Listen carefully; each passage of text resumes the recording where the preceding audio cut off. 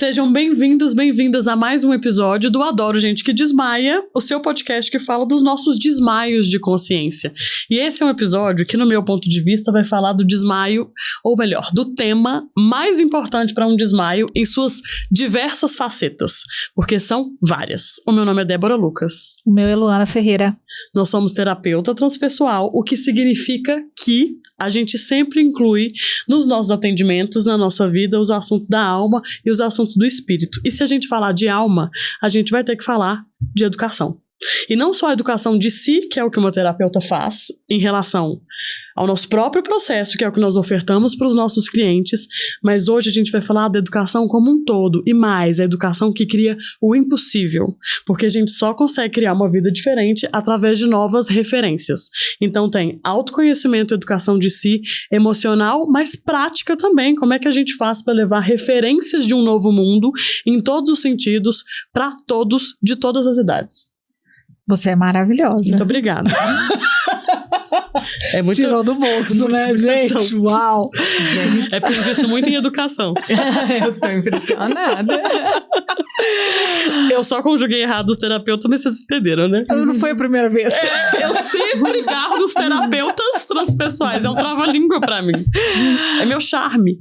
Bom, e para falar desse tema que a Débora muito bem apresentou, a gente trouxe uma convidada que é uma referência nesse assunto. Educação em espaços formais e espaços privados, como a Débora mencionou, é um desafio.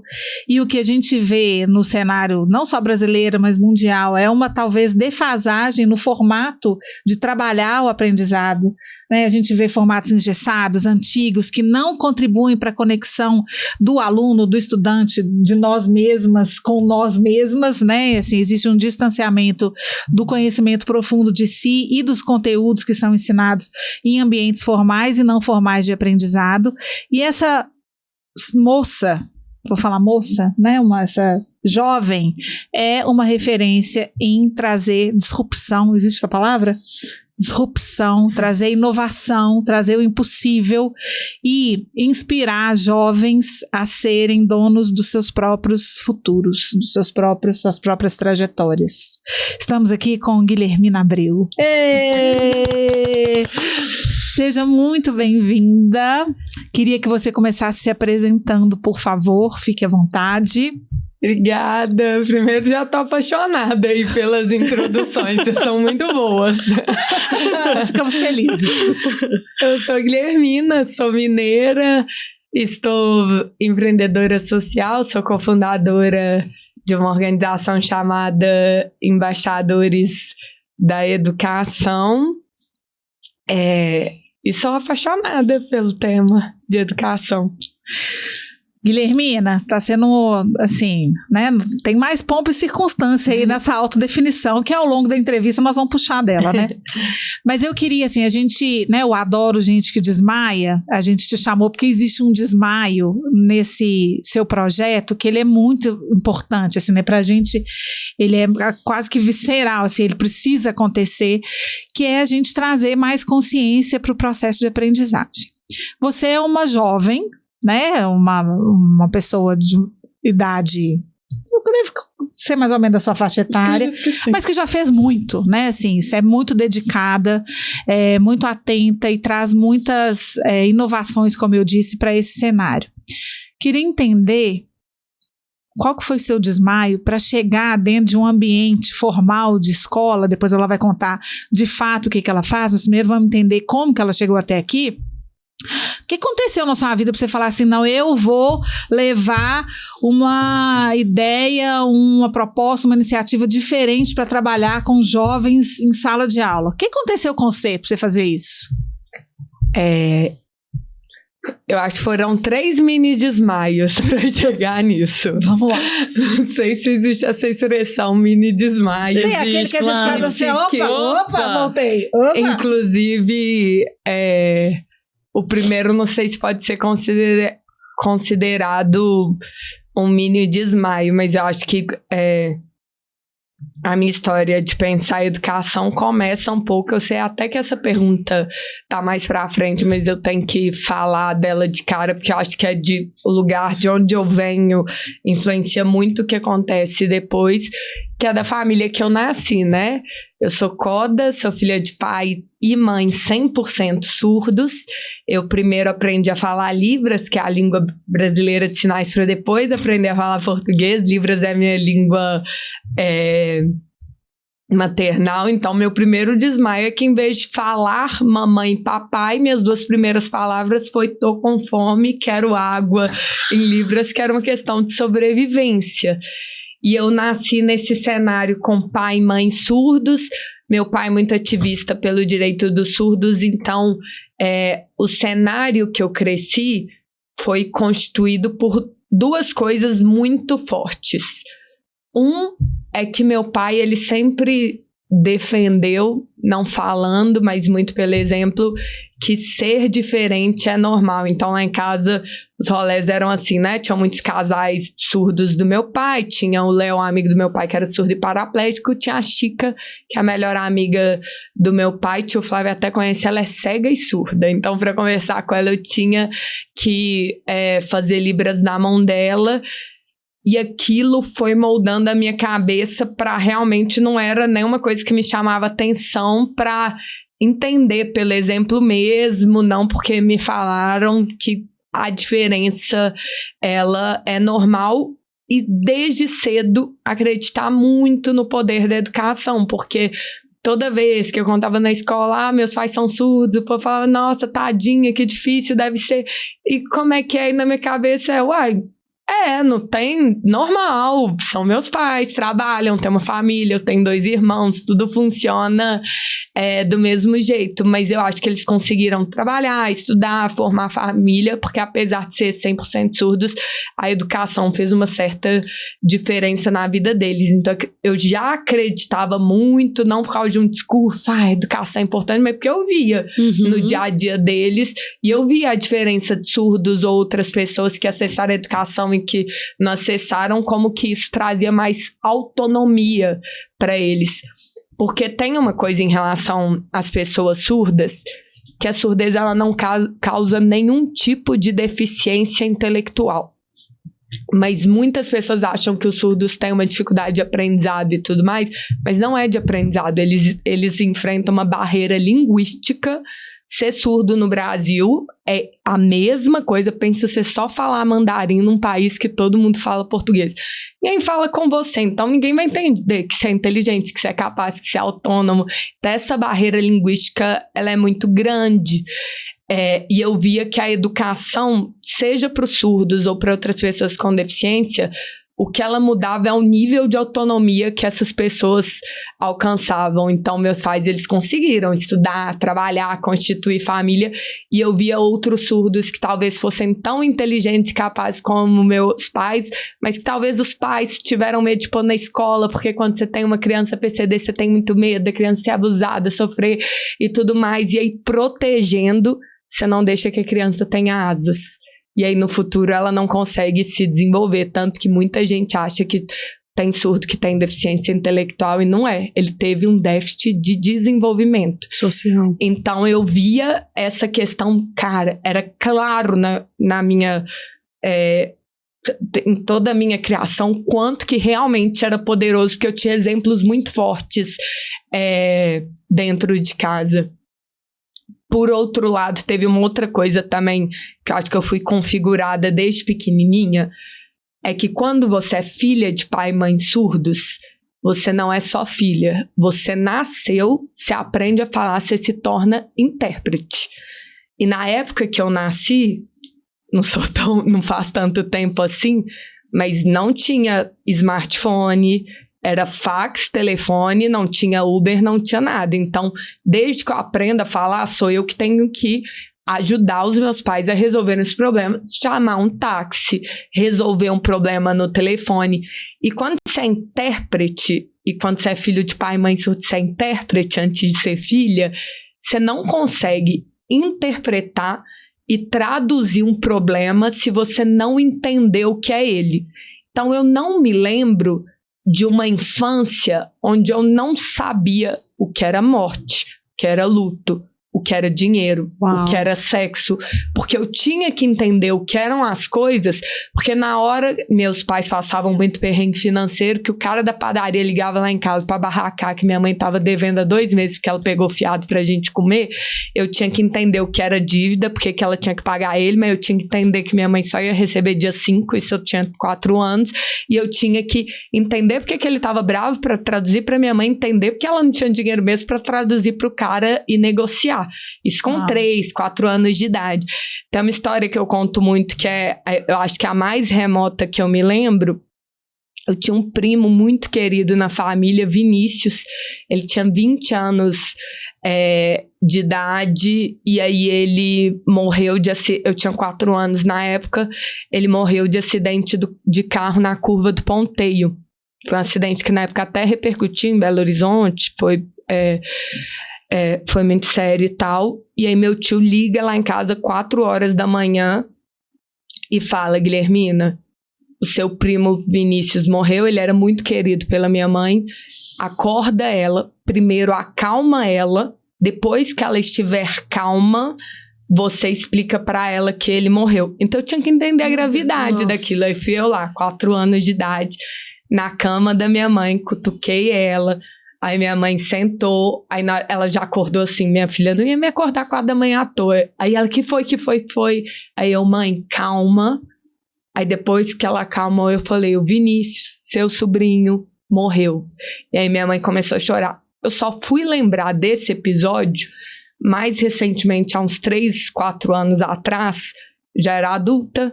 Um outro sobrinho da minha mãe, o Cassinho, ele inclusive era uma pessoa especial. Ele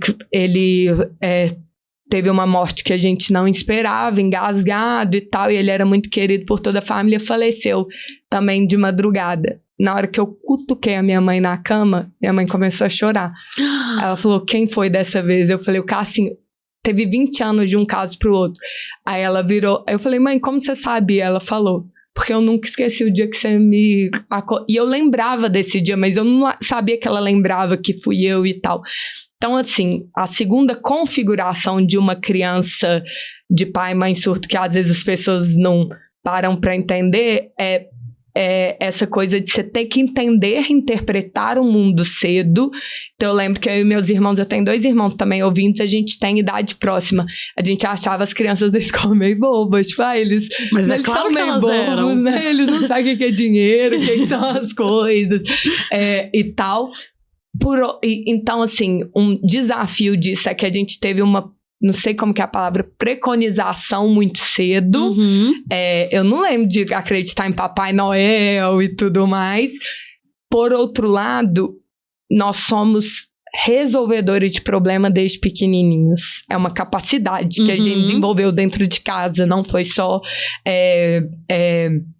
da escola. Então, acho que o primeiro mini desmaio foi esse. O segundo é que e aí vou contar mais rápido, segundo, terceiro. Como minha mãe era surda, foi ótimo porque ela foi lá num colégio particular lá do bairro, minha integrante falou: sou surda, a diretora ficou com dó, deu 3 bolsas pra ela. A gente estudava nessa escola com bolsa, e era uma escola muito boa. Até hoje considerada muito boa. Então a gente teve uma base de uma escola privada muito boa, só que escola particular, matéria é cara, discussão é caro, minha mãe não tinha grana, então mesmo com bolsa tava caro. Eu tinha uns 9 anos e eu mudei para a escola pública. E a gente teve essa base da escola privada. Eu sabia que a escola pública, hoje em dia, já nessa época, não há muito tempo atrás, já não era tão boa, porque quando você fala escola pública no Brasil, dependendo do grupo, tem que explicar, porque aí a pessoa fala: não, mas eu estudei no Estadual Central em 1970, quando era excelente e tal. O Brasil, ele alcançou a universalização do ensino, mas a qualidade é muito difícil. Então, as escolas públicas estão num desafio muito grande, professores têm que trabalhar 2, 3 turnos e tal, então eu sabia que era diferente a qualidade de ensino. E minha mãe foi lá, chorou para a diretora da escola pública e conseguiu uma vaga também, numa escola pública que era considerada uma muito boa de BH. Fui para lá. na hora que eu cheguei lá, acho que é o segundo mini desmaio, porque eu sabia que ia ser diferente, mas eu não sabia que era um abismo de diferença. Tinha coisas que a gente tinha aprendido 3, 4 anos antes, a gente nem tinha começado a aprender. A maioria dos meus colegas eram analfabetos funcionais, eu estava na 4ª série, mas assim ficaram até o 3º ano do ensino médio. Essa é a realidade da escola pública hoje brasileira. Nos exames internacionais, a gente não atinge os resultados mínimos, e quando a gente vê esses dados, porque o Brasil no PISA, no IDEB, a gente não tá falando de o menino não consegue ler Guimarães Rosa, é não conseguir interpretar uma lauda de texto, não é? O menino sai sem fazer equação. A maioria dos brasileiros saem da escola sem poder saber fazer as contas básicas, divisão, subtração, adição e multiplicação. Então, isso eu vi na tora, assim, eu falei, porque eu tinha um referencial antes, senão eu não ia perceber que tá, falei, mas não é diferente, não, tem um buraco aqui. E nessa época eu deixei de acreditar na educação, porque eu falei, beleza, a educação é muito importante e tal, mas no Brasil, se você tem grana, se você não tem, essa história vai ser completamente diferente.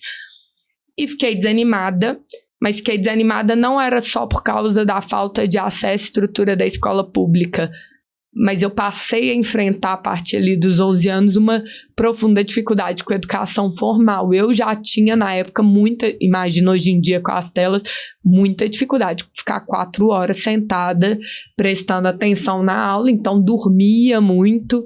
Anos depois, fui já adulta, recentemente fui diagnosticada com déficit de atenção, era meio óbvio, eu fui atropelada por um ônibus da Nossa Senhora, ficava muito distraída, mas eu tinha muita dificuldade de prestar atenção na aula, e aí eu fiquei de saco cheio da educação formal, mas cheguei ali no ensino médio muito sem perspectiva, depressiva, num lugar que a maioria dos alunos de escolas que não tem muitas oportunidades hoje de escolas públicas chegam, que não tem futuro. O que vai sendo ver o futuro? Eu não conheço ninguém. Eu não tenho dinheiro para pagar uma particular, não tenho chance nenhuma de passar numa federal.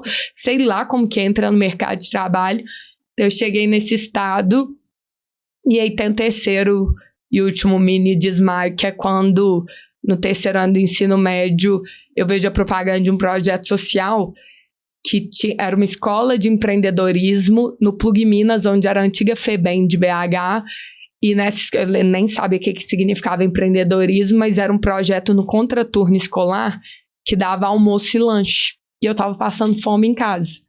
E eu falei, sei lá o que é empreendedorismo, mas esse trem todo dia tem almoço e lanche, eu vou lá para comer e tal, e também eu tenho que fazer alguma coisa, porque eu tô ferrada, não tenho chance nenhuma de passar numa federal, sei lá como que eu vou trabalhar, eu tava meio desesperada e entrei.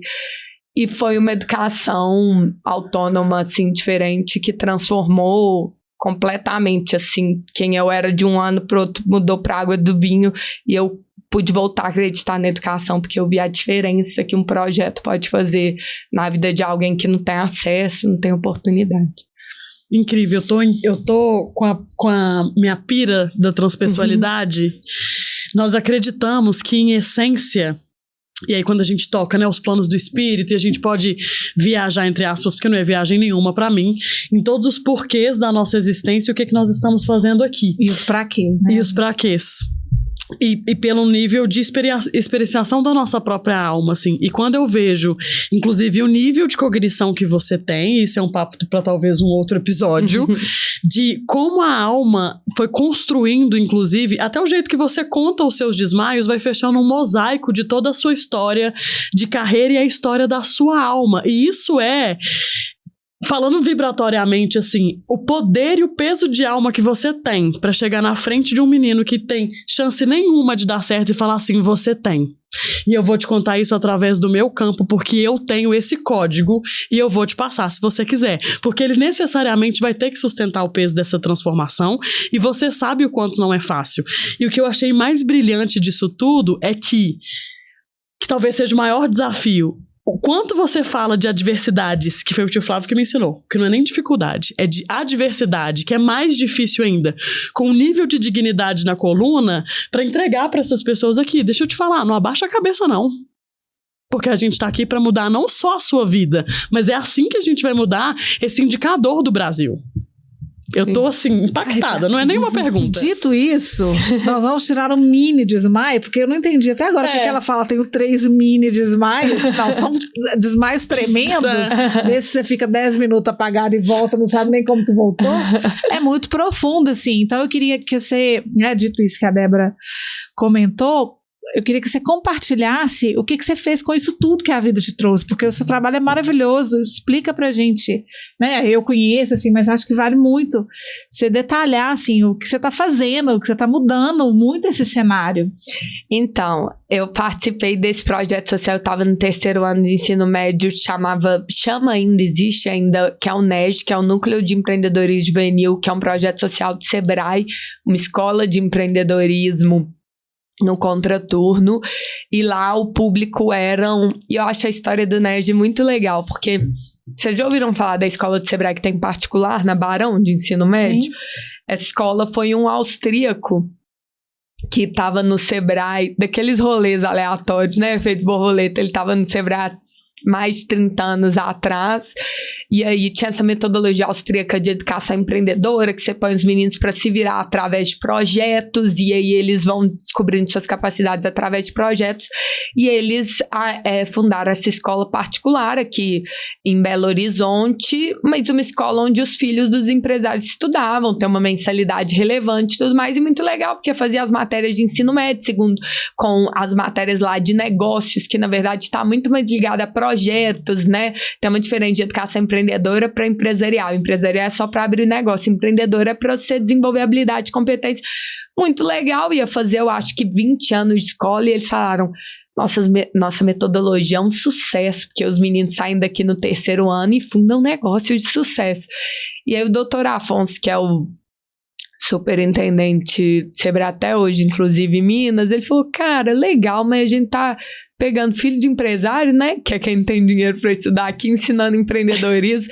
Será que se a gente fizesse a mesma metodologia, com os mesmos professores, com uma estrutura ainda melhor, mas para aluno de escola pública, gente das periferias de Belo Horizonte, ou que está em alguma situação de vulnerabilidade, essa metodologia que a gente está falando ia dar certo? E eles falaram, vamos fazer um teste, né?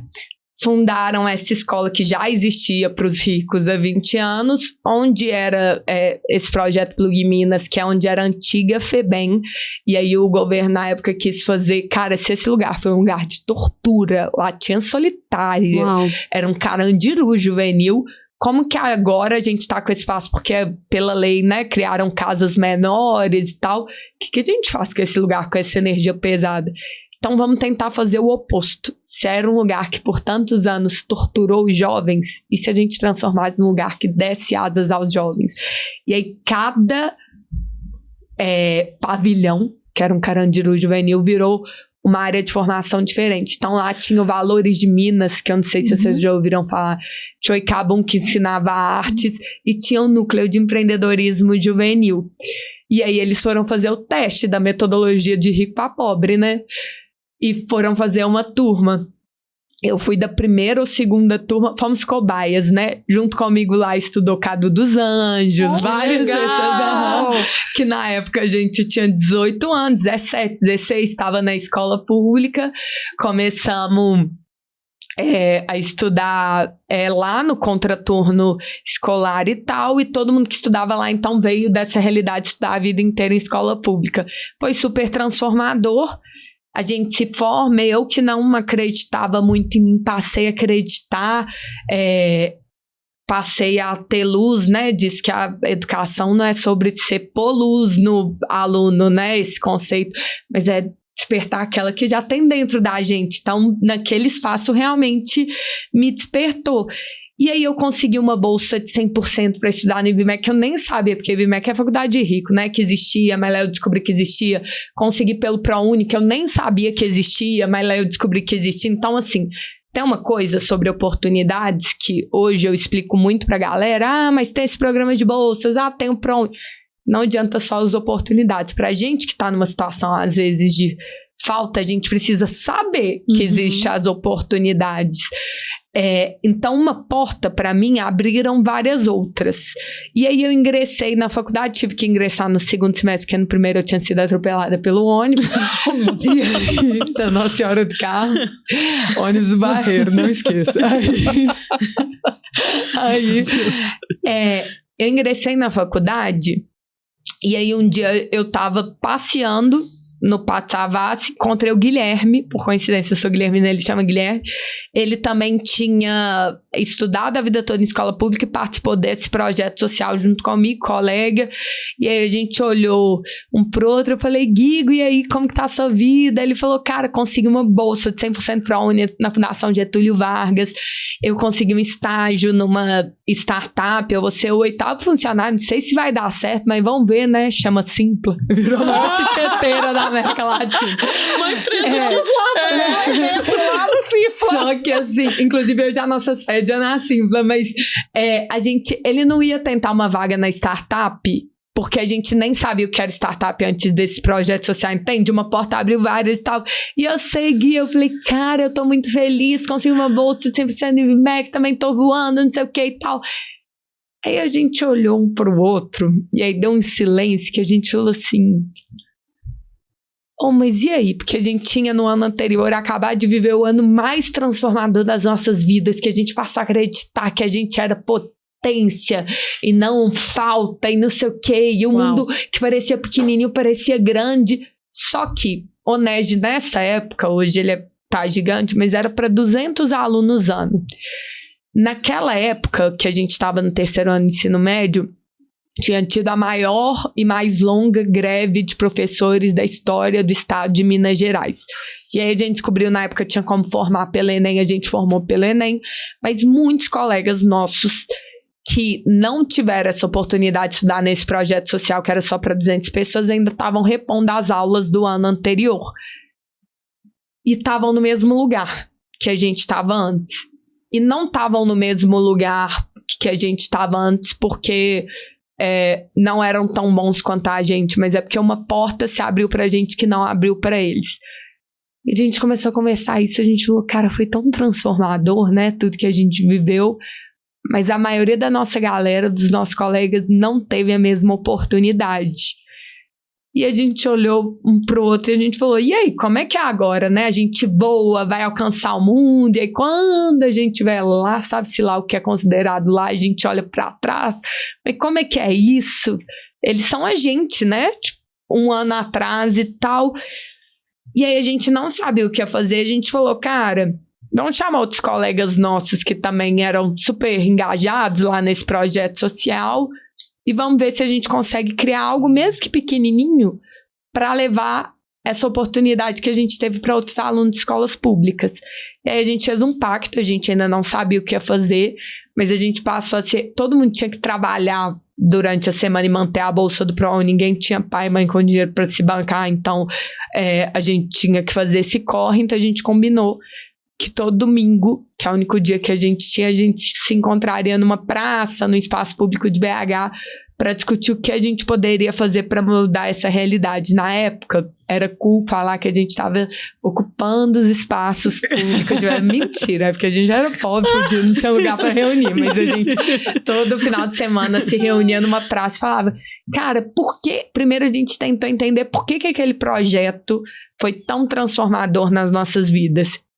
E duas conclusões que a gente chegou uma é, cara, os professores eram muito legais, a estrutura era fora de série, as matérias que a gente teve, plano de negócios, projetos, tinha empresa simulada, tinha muita coisa legal, foi muito útil. Mas o principal é que lá a gente encontrou tanta gente que acreditava na gente, os professores tinham tanto brilho nos olhos e tal. E a gente foi tão desafiado por meio de projetos e não motivação, vai lá e tal, que você pode, que a gente entendeu que a gente de fato poderia ser protagonista da nossa história, mas a gente entendeu de fato, não é que a gente achou, acreditou, a gente foi desafiado a fazer. Então a gente entendeu mesmo, a gente viveu na prática. Aí a gente pensou assim, o NEJ, a escola de Sebrae com aquela estrutura toda, os professores que ganham muito bem, né? Todo aquele conhecimento deles, a gente não consegue levar uma sementinha disso para a escola pública porque a gente não tem grana, não conhece ninguém de importante, não tem tanto recurso assim, mas a sementinha do que a gente aprendeu lá, a gente consegue levar um pouco para mais escolas públicas. E uma outra coisa que a gente pensou na época foi, a gente sabe que a educação pública, porque os professores não ganham bem, a escola não tem estrutura e tal, os problemas são muito grandes. Mas a gente também, de certa forma, era um problema das nossas escolas. Eu, pelo menos, era terrível. E se os alunos virassem os protagonistas das escolas que eles sonham em estudar? E aí nasce, na época, o que eram embaixadores da escola. Não tinha pretensão nenhuma de virar uma organização, seja o que fosse, mas era um projeto voluntário. Que a gente ia nas escolas públicas aos sábados, porque tinha escola aberta e os meninos iam para a escola, e basicamente o que os alunos tinham que fazer era identificar os principais problemas das escolas dele. Meu sonho é que a biblioteca fosse melhor, o laboratório, que a sala fosse menos chata, que tivesse menos racismo, menos bullying, que isso, que aquilo. Eles tinham que criar projetos com soluções, aí eles olhavam pra gente, tipo, e agora? Aí, a gente não é Luciano Huck, vocês que vão fazer o projeto. E aí eles tinham que eles mesmos ir nos comerciantes do bairro, chamar os pais, envolver os professores, e eles lideravam essas mudanças nas escolas. Na época, se falaram aí de referência, a gente via que tinha esse déficit aí de referência, de como que a gente vai acreditar que a gente pode ser um cientista, um ativista, um terapeuta, se não é isso que está no nosso entorno. Então, o que a gente fazia na época, a gente não tinha grana nenhuma, a gente pegava barbante, pregador de roupa das nossas mães, que ficavam bem bravas, imprimia em preto e branco, porque não tinha dinheiro para colorido, preto e branco era 10 centavos, colorido era R$1, fotos de pessoas inspiradoras, tipo o René Silva, que nasceu no Complexo do Alemão e se tornou um dos jovens pretos mais influentes do mundo, porque criou um jornal comunitário aos 11 anos de idade. Pessoas que vieram da mesma realidade que os alunos, a gente fazia um mural de inspiração, onde a gente pregava com os pregadores de roupa, assim, no entorno das árvores, a foto dessas pessoas e contava para inspirar esses alunos. Anos depois, para resumir e concluir a história, a gente viu que o maior déficit, tem o déficit que eu falei, que é o de leitura, o matemático, tem muitos déficits na escola pública, mas o maior de todos é o de sonho. A escola, infelizmente, não por falta de esforço dos diretores e professores que esforçam muito, mas ela virou um triturador de sonhos onde o mundo parece muito pequeno em possibilidades. Então a gente falou, cara, a gente tinha que fazer algo que motivasse muito esses alunos, porque não adianta a gente ensinar nada. Competência, habilidade, vamos fazer um programa para eles aprenderem a criar projetos, ou para passar no vestibular, ou para ser cientista, ou para ser empreendedor. Não adianta tentar trazer nada de formação se antes disso a turma não estiver sonhando. Se eu não sonhar em ser cientista, não é o ativista, o terapeuta, não adianta eu tentar trazer esse assunto. E como o déficit é muito grande, a gente tem que fazer na mesma proporção algo para inspirar os meninos. Nasce a ideia do Crio Impossível, que a ideia inicialmente era fazer o dia mais inspirador da vida dos alunos de escolas públicas. Então a gente falou, qual que é um rolê que o aluno jamais vai se recusar a ir? Estádio de futebol. Então a gente falou, vamos usar a linguagem do futebol para que o menino olhe para Jaqueline Góes, que é uma cientista preta que ajuda a sequenciar o DNA do Covid, da mesma maneira que ele olha para o Neymar. Como que a gente vai fazer isso? Cabuloso. Então a gente começou a convidar aquelas pessoas que a gente imprimia em preto e branco para ir em estádios de futebol, contar suas histórias para os alunos de escolas públicas. O CRI, que nasceu para ser a aula mais inspiradora, era a nossa ideia ali para o aluno de escola pública, acabou se tornando a maior sala de aula aberta do Brasil, uma das maiores operações de retransmissão do mundo. E basicamente hoje o que embaixadores da educação fazem, a organização se chama Embaixadores de Educação. A gente tem o Crio Impossível, que acontece em estádios de futebol e é retransmitido nos lugares mais remotos do Brasil, de aldeias indígenas a uma escola do interior do Amapá, do Maranhão. Elas montam telões para assistir. para primeiro trazer referência, depois a gente chama os alunos para o desafio Empower, que eles têm que, nas suas comunidades, nas suas vilas, nas suas favelas, criarem projetos para transformar suas escolas e comunidades, e depois a gente reconhece esses alunos, porque eles precisam ser oportunizados, não basta eles só quererem sonhar, a gente tem que, e aí a gente puxa as empresas, as organizações dos governos para oferecer oportunidades em escalas para eles, como bolsas integrais de estudo, intercâmbio para o ensino superior. A Arnaldo, inclusive, é uma grande parceira, já deu milhões de bolsas para os nossos alunos, para que eles continuem voando. Mas resumindo isso tudo, e hoje a gente já atendeu mais de 300 mil alunos brasileiros em mais de 728 municípios, o Embaixadores chegou no Brasil todo. Então, o que a gente faz, e todos nós, os fundadores do Embaixadores, viemos de escolas públicas, e aí conseguimos, de algum jeito, juntar times diferentes, de um lado professores, diretores, secretários, de outro lado empresários que viraram grandes entusiastas, para a gente conseguir viabilizar essa causa via terceiro setor. Mas para resumir tudo que eu falei, a Lisiane Lemos, ela foi uma das primeiras executivas negras da Microsoft e do Google, já até virou secretária de inclusão do Rio Grande do Sul. Ela foi uma das nossas primeiras speakers, palestrantes no CRI. Ela fala uma coisa que eu acho que resume o que é o CRI Impossível, o que é o Embaixadores de Educação. Ela fala assim: a gente não sonha com aquilo que a gente não vê. Uhum.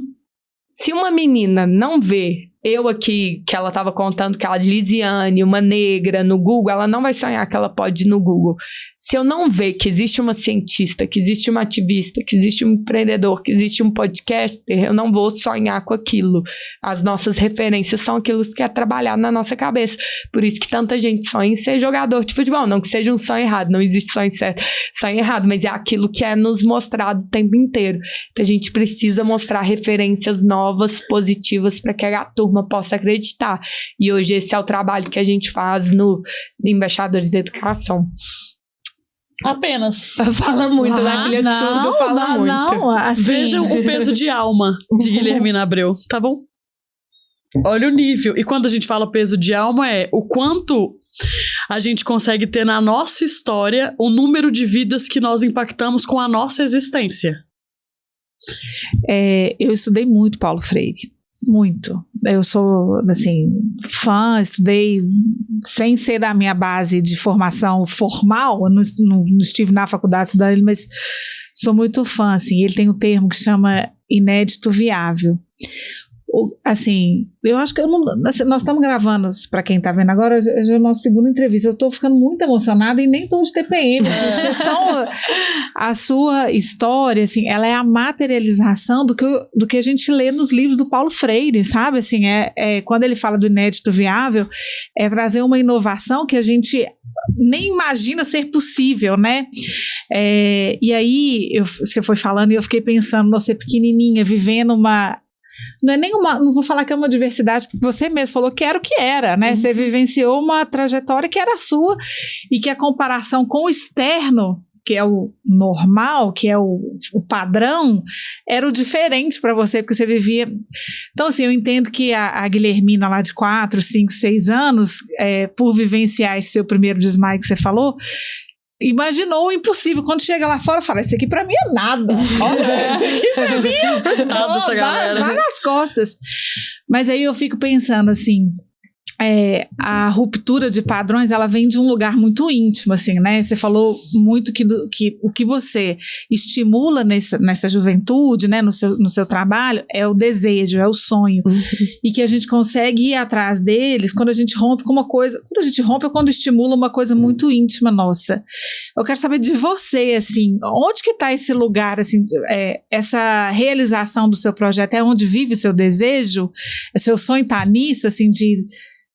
talvez incentivar mais pessoas, porque, né, assim, é muito inspirador te ouvir, assim, da gente quer também, né? Onde que está esse lugar de desejo, de sonho para você? Primeiro, fazer um comentário sobre isso que você trouxe do inédito possível. Eu acho que hoje na sociedade, quando a gente vai discutir os desafios sociais, a gente tenta muito em vez de criar o que seria o melhor, deixar o que tá pior menos pior. A gente não pensa. Então, em educação, o que o povo faz? O que o mercado tá precisando de agora? Cria esse curso técnico aí, sei lá, né? Igual teve o boom da engenharia e depois não tem mais. Aí o que faz com esse povo? Aí não sei o quê. Porque a gente sempre tá pensando como que a gente direciona isso aqui pra... Não vai ter como chegar num cenário bom. Então, como deixa menos pior o que tá? E eu acho que esse inédito possível tem muito a ver com a gente pensar, não, e se desse bom mesmo? Vamos pensar no que seria o melhor? E aí tem aquela frase que é muito clichê, sei lá de quem é, porque hoje a internet cita todo mundo, mas Clarice Lispector. não sabendo. Ou Pedro Bial. Clarice Lispector. O povo fala que é do Walt Disney, mas eu não sei se é não, porque não é Caio Fernando de Abreu, sei lá. Mas é aquela frase do não sabendo que era impossível, foi lá e fez. Como a gente era, quando criou embaixadores, muito inocente no sentido de muito sem recurso ali, a gente sabia o que era difícil, o que não era. Eu lembro quando a gente foi atrás lá do Mineirão para fazer a primeira edição do Crime Impossível, a gente nunca tinha feito evento, a gente achava que ia custar R$10 mil, um evento dentro de um estádio de futebol, porque o nosso budget nunca tinha sido mais de R$5 mil. E aí alguém falou que ia ser 100 mil, eu falei, o quê? Não tem jeito, então a gente vai ter que ir atrás do povo pra doar tudo, da estrutura. Fui atrás do Luciano, que é o cara que faz as grades, a estrutura toda e tal. Aí descobri que ele era narrador de rodeio e virou montador da LS Eventos, que é a maior. Aí ele deu estrutura, né? Porque eu falei, R$100 mil é uma coisa muito distante. Quando a gente ganhou R$5 mil, foi nosso primeiro prêmio. Hoje a gente tem orçamentos aí, né, infinitamente maiores que isso. A gente achou que estava multimilionário, porque dá para pagar passagem de ônibus, material, lanche. A gente falava, os meninos vão ficar com fome mesmo. Em casa deles comem e tal, porque a gente não tinha nem pra gente comer e tal. Então, nessa inocência aí, a gente não sabia que era, como é que vocês fizeram pra fazer um evento em estádio? A gente não era um Instituto Ayrton Senna, um Instituto e tal, a gente era um embaixador da educação aqui que tava sem escritório na praça. A gente ainda tava na praça quando a gente fez o Crime Impossível. Mas a gente não sabia que era difícil fazer em estádio de futebol. Eu lembro que muita gente hoje, quando a gente conta que fazia o projeto direto com as escolas públicas e ainda faz, a primeira coisa que todo mundo que não é de governo já tentou fazer projeto, falar, mas não é muito difícil falar, convencer as diretoras, não, porque eu criei um projeto de educação financeira, de saúde mental, e a escola não abre a porta. A gente falou, a gente não sabia que era, só que a gente pôs uma meta também, a gente vai bater na porta de 50 escolas, de 50 uma vai abrir pra gente. Então, sobre esse inédito possível, eu acho que a gente teve uma cabeça ali muito de fazendo o melhor, não sabendo que era impossível mesmo. Então, e se a gente fizesse a aula mais inspiradora da vida do aluno de escola pública? E eu acho que na sociedade a gente tem que tentar olhar mais qual que seria o cenário positivo, em vez de, não, vamos só deixar isso menos pior, se melhorar um pouquinho, tá ótimo. Eu lembro que nós fomos muito alunos de projeto social e o povo falava assim, com aluno de projeto social, só deles estarem passando tempo aqui, porque não estão no crime, não estão fazendo merda, já tá ótimo. Não, tá ótimo, porque eles podem virar potências e tudo mais, até mudar o olhar para esse do inédito possível mesmo. E sobre a outra pergunta, que era a do desejo. Cara, a gente ficou 8 anos voluntário, né? Trabalhando, estudando, mantendo bolsa, fazendo aquele corre, fazendo programa nas escolas aos sábados, se reunindo no domingo. Dos 10 fundadores viraram 5, todo mundo que namorava saiu, muito difícil, né? Voluntário. Depois a gente começou a ter um salário simbólico, mas também já quebramos várias vezes, aí tivemos que ir para aquela confusão de empreender, que é muito difícil e tal.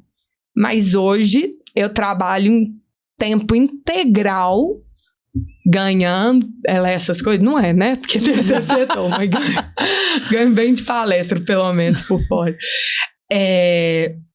Mas hoje eu ganho para trabalhar com uma coisa que eu trabalhei de graça 8 anos da minha vida, e que eu trabalharia pelo resto da minha vida. É uma coisa que eu acredito muito. E aí tem uma coisa que é muito legal, trabalhar com algo que você que te realiza, que você acredita muito. Mas o fato de ser muito legal e muito realizador e estar completamente coerente com o meu desejo, que foi sua pergunta, não ajuda em nada a ser menos difícil. É difícil do mesmo jeito.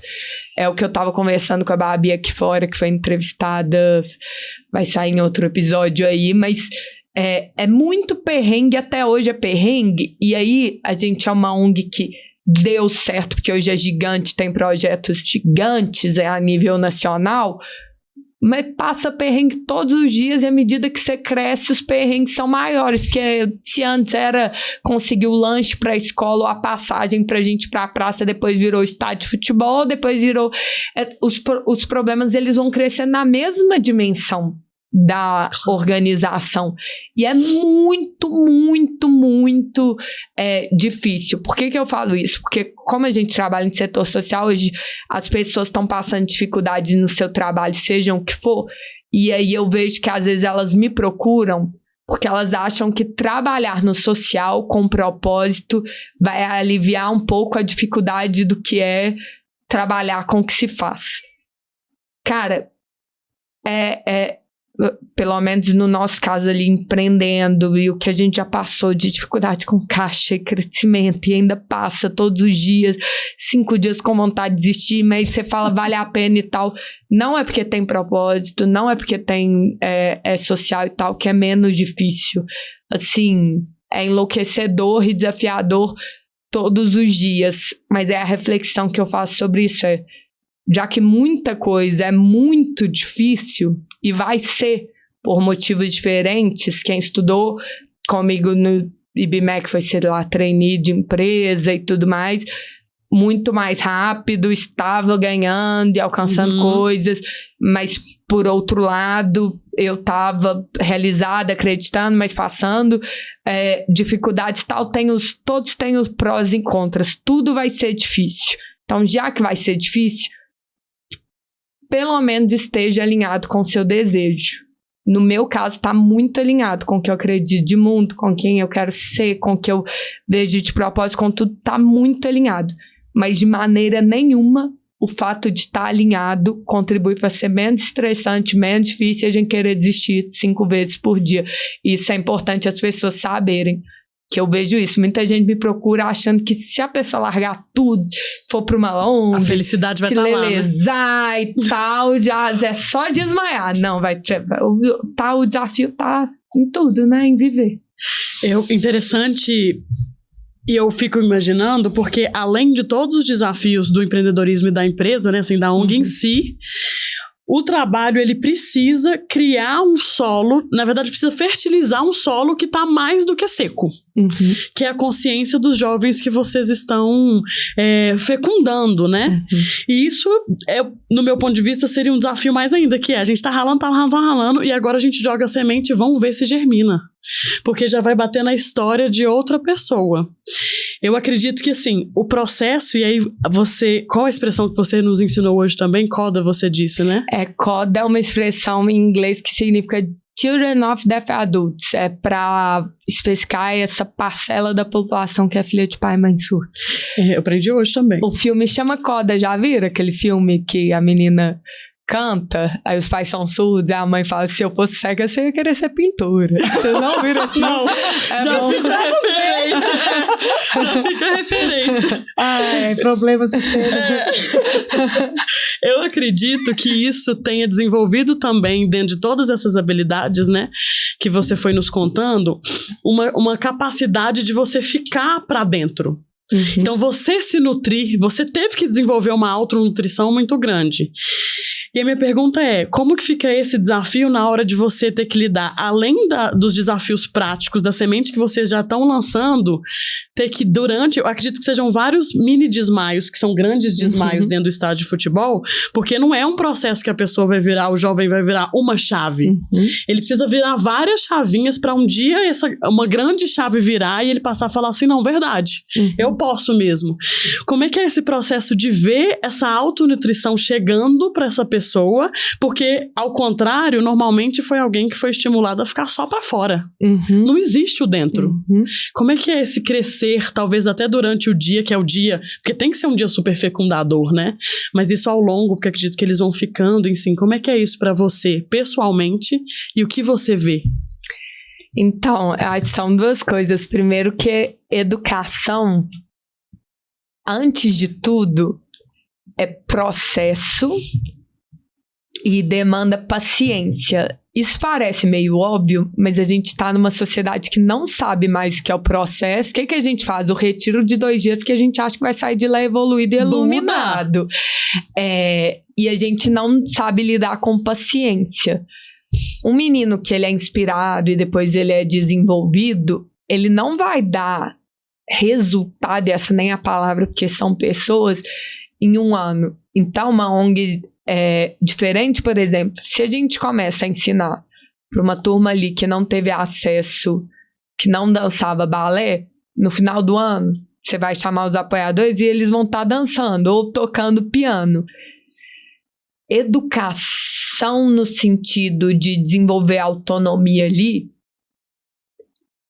a gente vai ver, mais uma vez, entre aspas, resultado, que não é sobre resultado, em 10, 20, 30 anos. Então, é um processo de alinhamento tanto interno quanto externo com os nossos parceiros. Mas e aí, eles estão empregados? Eles abriram empresa? Eles segura seu forninho aí, meu filho. Não é a gente está fazendo um trabalho de longo prazo. E aí, então, por um lado, tem algo sobre essa parte de nutrição que é paciência e entendimento, que é processo. E por outro lado, e até vou contar uma história sobre esse entendimento que é processo. De outro lado, o solo é muito mais rico que a gente imagina. O povo, às vezes, quando vai ver os nossos alunos contando suas histórias e tal, fala, nossa, vocês deixam os meninos muito bons. A gente não deixa ninguém bom, os meninos já são bons. Só que, às vezes, eles foram sorteados ali na loteria do CEP, né, do Brasil, que eles nasceram em lugares que eles nunca tiveram contato e acesso. Na primeira oportunidade, eles agarram. Então, o solo é muito rico na hora que germina, nasce. E aí, não é que eu sou, nossa, a Guilhermina é muito otimista, muito poliana e tal. Eu sou realista. Eu vejo todos os dias gente germinando mesmo, onde a gente está, o nosso olhar também é voltado para as notícias ruins, para tudo dando errado e tudo mais, mas ao mesmo tempo que isso é disseminado, divulgado, a gente não está olhando todo dia. Tem um menino, uma menina, uma pessoa criando um projeto incrível, um podcast. Tem muita coisa boa acontecendo, só que nosso olhar não está mais treinado para isso, por causa como, né, tudo, a sociedade funciona, o que, né, dá engajamento é aquilo que ativa a parte do nosso cérebro que é da sobrevivência. Então a gente vai olhar pro ruim. Eu não sou uma otimista desconectada da realidade, sou otimista realista. Eu vejo todos os dias esses meninos germinando, isso é um solo muito rico. E sobre a parte do processo e paciência, o meu pai nasceu em Abaeté, né? Se hoje é difícil educação para surdos, vocês imaginem 67 anos atrás, nem existia isso, tal. Ele é o 5º filho de 5, a irmã dele, a 4ª filha, também nasceu surda. E aí, quando meu pai nasceu, meus avós falaram, nem adianta, todos tinham ido para a escola, nem adianta ele ir para a escola, porque não vai ouvir, não vai aprender nada, não vai para a escola.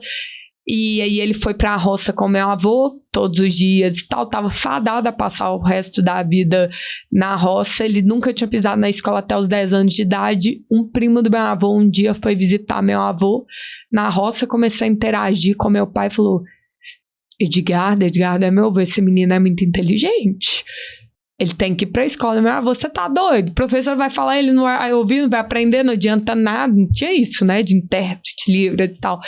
Aí meu primo falou, cara, mas esse menino é muito inteligente, ele tem que ir pra escola. E meu avô, não, nada disso. Meu avô super apegado, imagina você ter um filho que há 10 anos vai todo dia no trabalho com você e tal.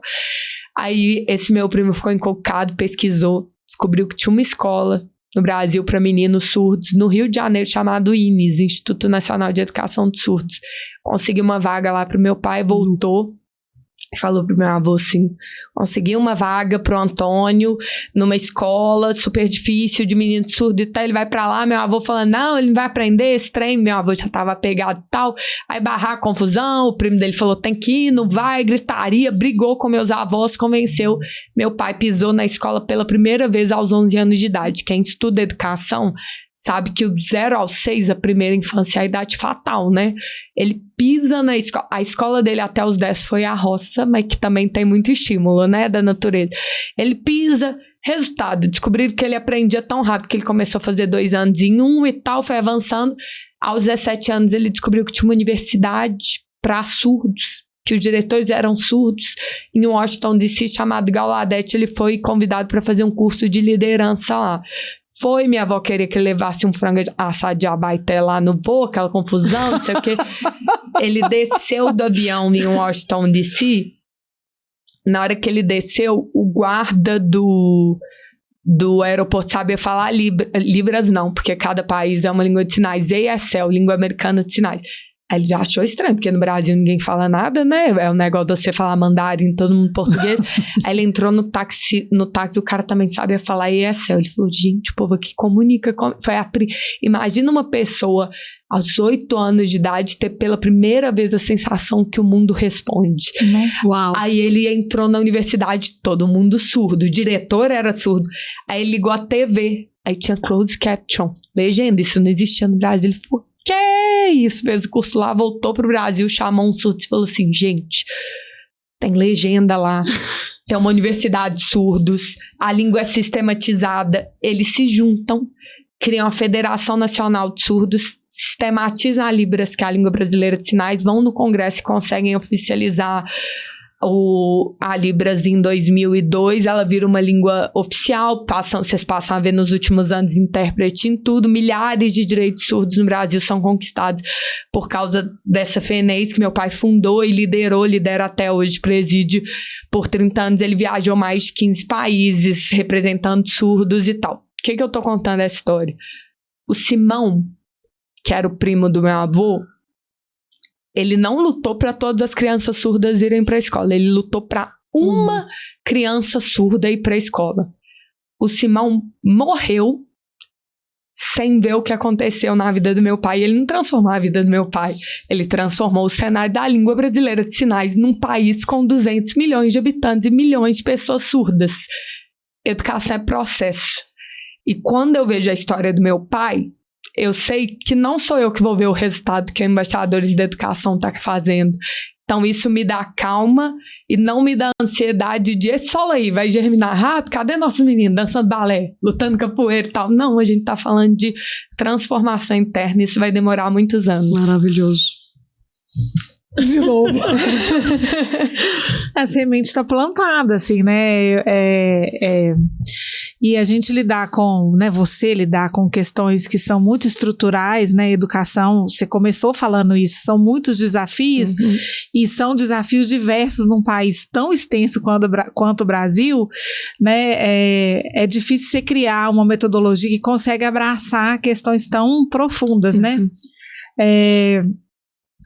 E aí, para fechar, né? Eu tô assim, nossa, ficaríamos aqui horas, né? Queria muito te agradecer, assim, muita inspiração que a gente está recebendo de você.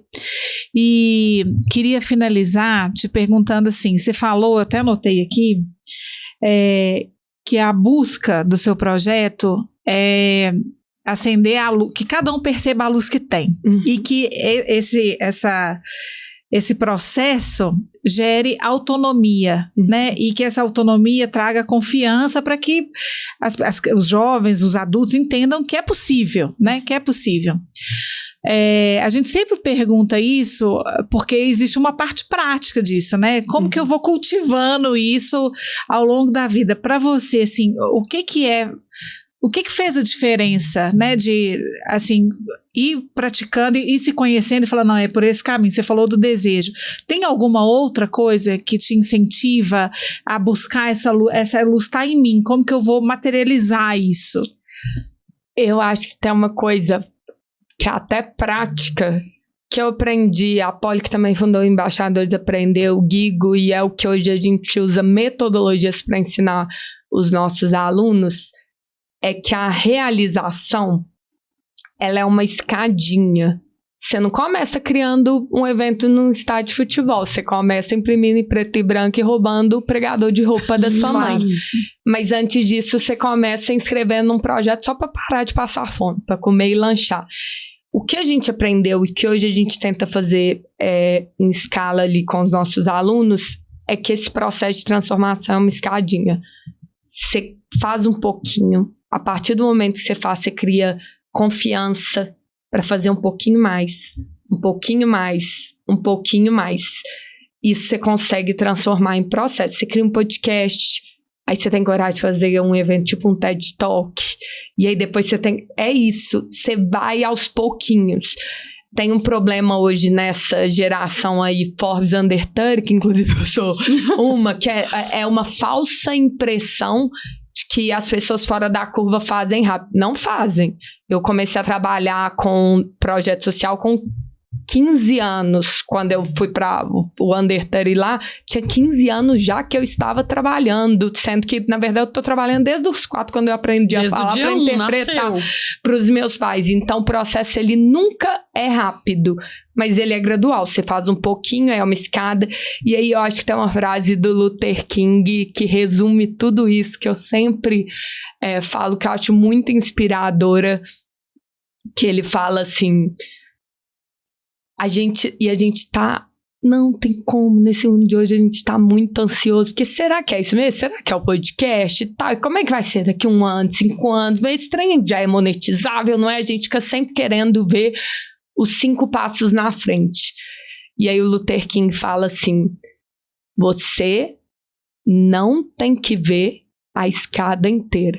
Você tem que ver o próximo degrau. Quando você sobe o próximo, você vê o próximo. Quando você sobe o próximo, você vê o próximo. E eu acho que é isso. Para a vida, para a educação e para qualquer coisa que a gente for seguir. Ah, gente. Vamos fazer episódio 2h30? Em vez de 50 minutos, 1 hora? Enquanto... Você estava falando, inclusive, da conversa que você teve com Babi, que está nos assistindo aqui, que nós entrevistamos antes. Eu falei, gente, e as pessoas têm histórias e potencialidades tão diferentes, e quando a gente se une, o campo expande tanto, assim, de uma fecundar o campo da outra, e claro, isso... mas falando até do nosso processo pessoal, e o quanto isso vai para quando a gente pode divulgar. Eu vi uma roda inteira. É isso. É isso. Amém. É isso. Amém pra isso. Infelizmente, temos que acabar. A 3ª temporada a gente vai expandir para 2h30. Um dia inteiro. Ou um dia inteiro. Um workshop. Olha, Guilhermina, muito obrigada. Mesmo é uma honra te ter aqui. Quero deixar, inclusive, esse espaço. Um dia a gente pode fazer uma edição só das histórias Com certeza. das pessoas que passaram. A gente traz os alunos. Então, total. Isso. Vamos falar com eles, assim, muito inspiradora a sua fala. Muito obrigada pela sua presença. Nós vamos deixar os contatos da Guilhermina, do projeto Embaixadores da Educação. E é isso, né, amiga? Isso, conheçam mais, compartilhem. Qualquer pessoa que passou pela cabeça de vocês, a história do primo do seu pai, do Simão, é um grande lembrete pra gente não subestimar o que o envio de um link ou de uma palavra faz na vida de alguém. Façamos mais. Muito obrigada. Tô inspiradíssima pela sua história. Eu que agradeço, gente, dando um feedback público aqui. A escuta... Ela é um processo de 2 lados, né? No caso desse 3. E eu acho que a presença de vocês aqui, no sentido que vocês estão realmente presentes, inteiras, e isso é sentido. Faz que seja realmente muito especial, tá? Que eu tô saindo daqui cheia, assim, com o coração quentinho. Que bom. Uau, agradecemos. Recebe. Ai, eu tenho que buscar, eu tô achando. Gente, muito obrigada pelas palavras. Eu acho que Débora me ajuda. como é que chama isso? Que você falou, acender a minha luz. Então te agradeço também, amiga, demais, nesse processo. É isso. Assistam, como é que é? Curta, compartilhe, manda mensagem pra gente, vamos ser amigo, entendeu? É sobre vamos aumentar isso. essa roda que a Débora falou. Assim, ó, já estamos dando de pé. Vamos aumentar a roda, gente. É sobre Vamos. isso. Um beijo pra vocês. Até o próximo.